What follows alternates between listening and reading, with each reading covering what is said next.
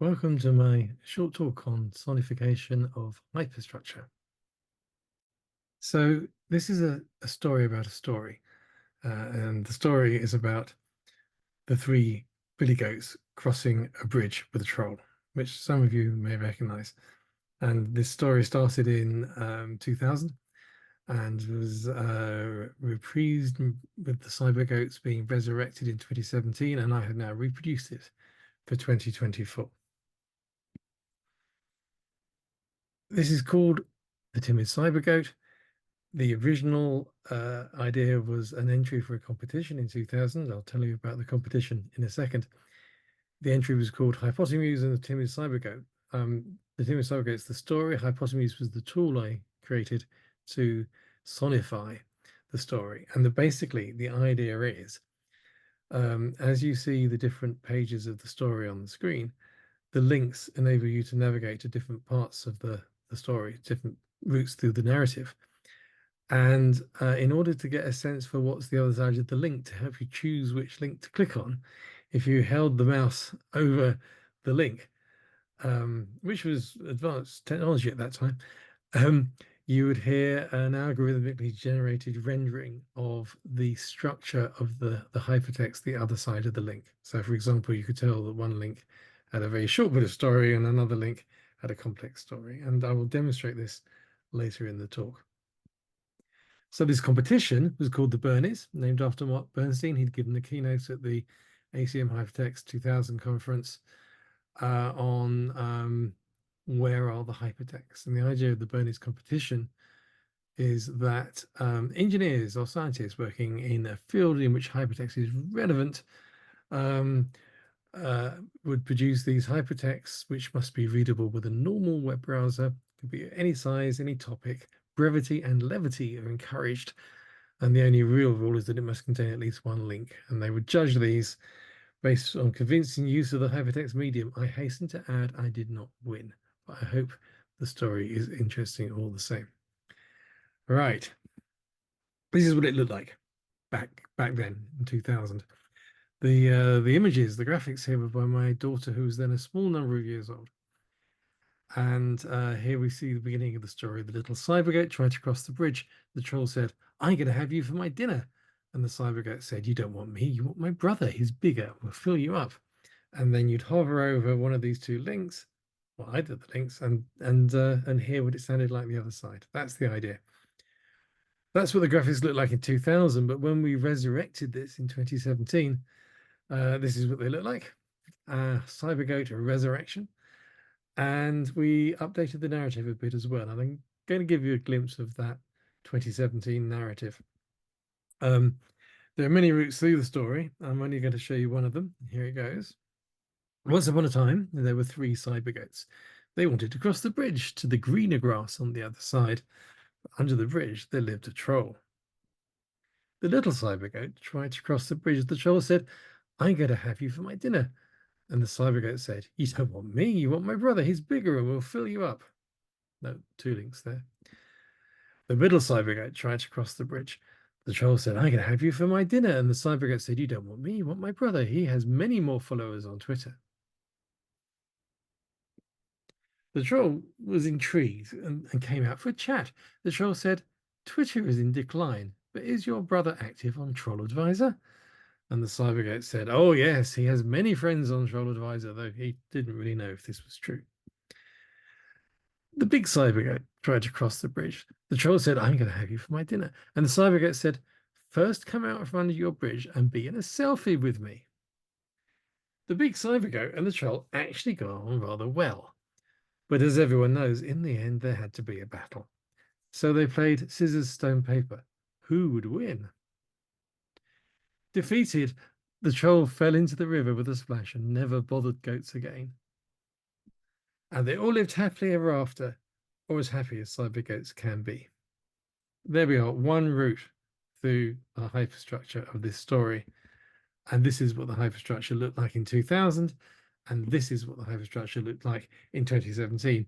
Yeah, it's the same graph. And that makes a point. In the hypertext world, the pre-web world, hyperstructure is a first-class citizen. The content may vary, but this is the structure. And here is a great example of that, where we can change the content of that narrative, but we've retained the structure between the two. And it's thinking of the link structure as a first-class citizen, which is part of this thinking about sonification of the hyperstructure. So in order to think about this, I'm going to take us towards the sonification now. First of all, I want to abstract this in a kind of mathematical way and think about this as a graph that I'm going to sonify. And I've done that here by simply enumerating the nodes on the graph, not in any particular way. 1, 2, 3, 4, 5, up to 12. Now I can think about this in a more mathematical, abstract way and say the graph looks like this. Okay, so we've forgotten all about the narrative now. We just have nodes with links in between them, and they're directed links. Now, let's see how we might sonify this. First of all, how do we represent that graph? And here is one way. This is literally the network you've seen on the previous slides. Is a 12 by 12 square matrix, and there are ones appearing in this matrix when there's a link between two of those nodes. So if you just look along the top row, there's a 1 at 2. So node 1 is linked to node 2. Next row, node 2 is linked to node 3 and node 7. It's got 2 links coming out of it. So this very simple representation. It just shows you whether there's a link or not. It gives you the direction of the link effectively. And I've just tallied up the number of links down the right-hand side of the slide there. And you can see in this particular graph, there's either 1 link or 2 coming out of these nodes. If there are 2, then choosing one or the other is a bit like flipping a coin. There is one particular one, the node 6, which has 0 nodes coming out because that's the end of the story. When we represent this matrix as a transition matrix, and in order to do the next phase of this, we would change slightly how it's represented. Because, for example, if you have a node with 2 links coming out of it, then the probability of choosing either of those is 0.5. So instead of going 1, 1 along the row in the matrix, you go 0.5, 0.5, which means you could also change those to 0.6, 0.4 and bias the direction of travel through the graph, but they should total 1. And that's then a transition matrix that we can use for our various tools for generating algorithmically a sonification of this network. So just to say something about the tooling to get to that kind of graph in the first place, back in the day, the tool that still works perfectly well, wget, recursively gives you lots of control over exactly how you crawl. Your spider crawls the web graph.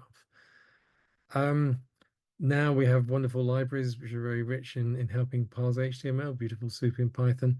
We have web scraping tools that can be used for scraping links, which is the hyperstructure. For example, Scrapey, that's also in Python. It's a framework.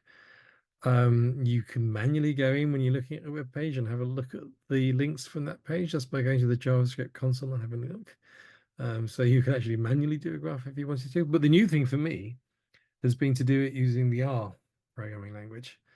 And I'll show you an example of that on the next slide.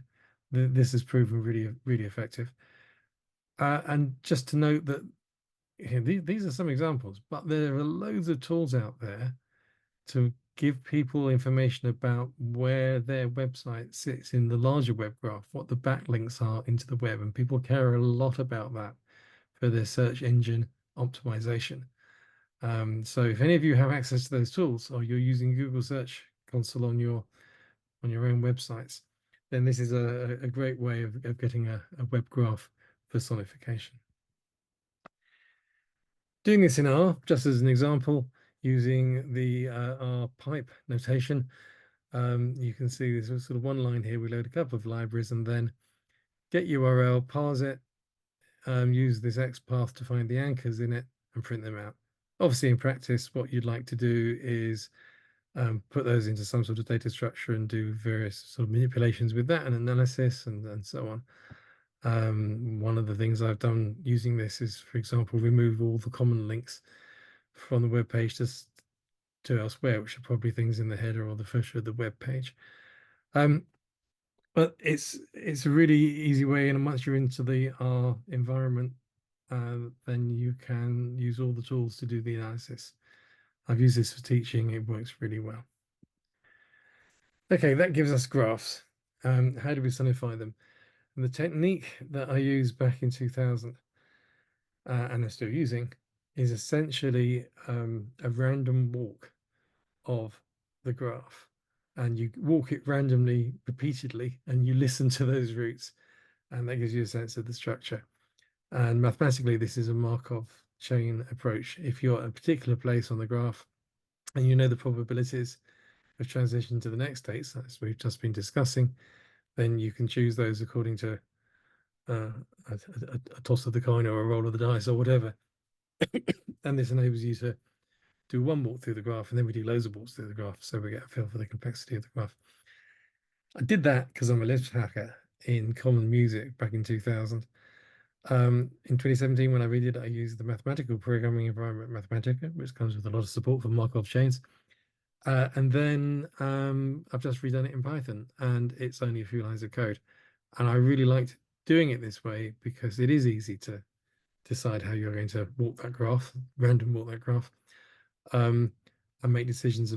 I was able to use that one 12 by 12 matrix describing the whole graph, but from there, write code that started anywhere on the graph and generated the random walks. So I found that relatively easy. I hadn't tried coding it before, but I would definitely recommend that. When I did it back in the day in Common Music, I was using some library functions for this, and I've just pulled this out of the documentation, out of the book, Notes from the Meta Level, an Introduction to Computer Composition. And this slide describes what a Markov process is for people who haven't come across this before. I'm doing first order processes. So if you know where you are and the probability of the next event, based on where you are, then you make a decision about where you're going next. If you had second order, you could do it on the last two events and so on. This is a really successful way of analyzing and generating music. And in some ways is related to how machine learning does it as well, but that's another talk. So now I need to map those numbers into notes, and in the same way I did an arbitrary mapping to numbers by enumerating the nodes in the graph and using them for the rows and columns of the matrix. Here I've done an arbitrary mapping starting with C, C sharp, D, E flat. You can see what I did. So we've gone up chromatically. Conveniently, there are 12 nodes and there are 12 notes in our Western 12 note equally tempered scale. So that mapping works okay. On this occasion, we'll discuss that more in a minute. Given that mapping, then what do we do? Well, so here we get to listen to what happens when you hover the mouse over the links. If we start at the very beginning of the story, then we're at node 1, we have one link, it's node 2, and node 2 sounds like this.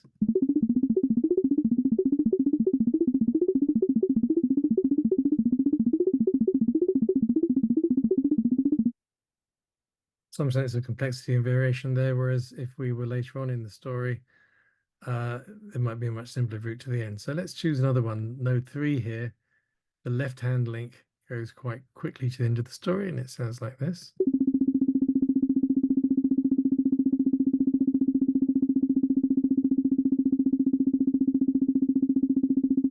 Yep, get the idea. Whereas on the other side, the second link goes to this rather more complex structure, which still has some quick route to the end, and it sounds like this.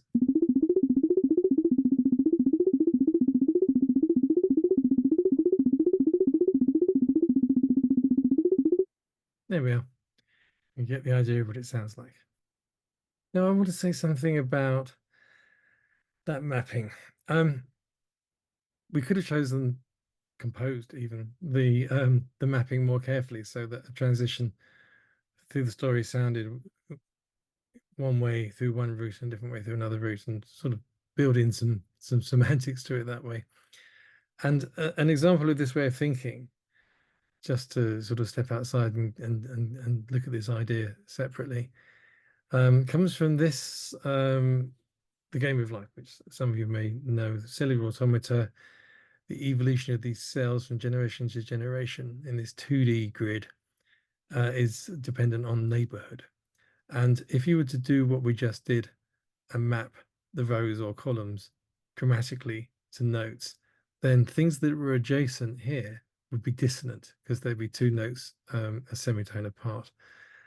But if you were to map it differently so that there are consonant intervals between every pair of cells here, then when something has neighborhood, when it's stable in some of these blinking pictures here, then you're going to hear harmonious intervals. You might hear chords. If these things are moving around the screen, as they do in life, you would hear a sequence of chords, for example. So by thinking about the mapping and just using consonants and dissonance, we may be getting a bit more information there. This is what it looks like when those things are gliding around the screen and making chord sounds. And I played around with mapping chords to our narrative, and I've borrowed a set of jazz chords here, and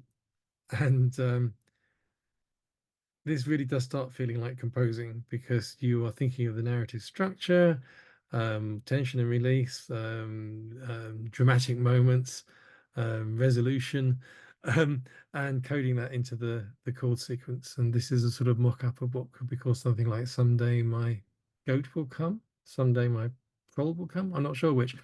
Anyway, if you're doing this, you're making an assumption about what your audience think are harmonious chord progressions and so on. So there's an assumption of the Western canon in this case. So just to be aware of that, I didn't make any assumption like that when I did the chromatic note mapping for that sonification.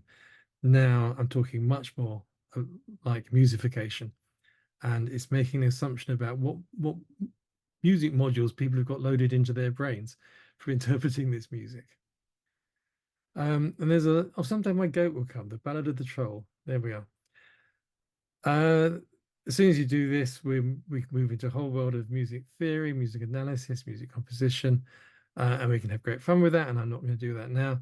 But here's an example of the fact that you can map as a graph the chord progressions. So now we have a graph of chords, and again, I've abstracted like earlier in this talk, and you can think about the relationship between that and the graph of the hyperstructure. That would be another talk. So to close, reflections. It was really easy to reproduce this work. There are many tools available. If you go to MIDI, for example, you can drop this into the standard tool chains, workflows of digital audio workstations and whatever your favorite music tech tools are, web audio on the web, and that all works really, really well. This has been about sonification, but I've hinted at musification. There's a discussion to be had there. This is also about the hyperstructure, separate from the content or not. And that's an important point that I'd like to make from a web science viewpoint. This particular example also involved narrative, but you don't have to. We could have been sonifying all sorts of network graphs derived from all sorts of different aspects of the web hyperstructure. I found that doing this and composing those different mappings gave me an insight into how I was doing that, and perhaps it would be possible to define a practice around this. And in visualization, I think there's a lot more defined practice.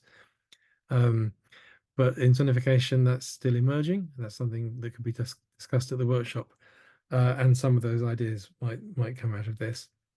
What I'd love someone to do, please, is do the other thing I mentioned and use the graph based on the backlinks into your website, so you can listen to your website, but not just what the structure sounds like. You've got actual probabilities based on the statistics of actual visits as to who follows what links. So you could really sonify the graph as it's being logged, or even potentially live. That's another discussion point.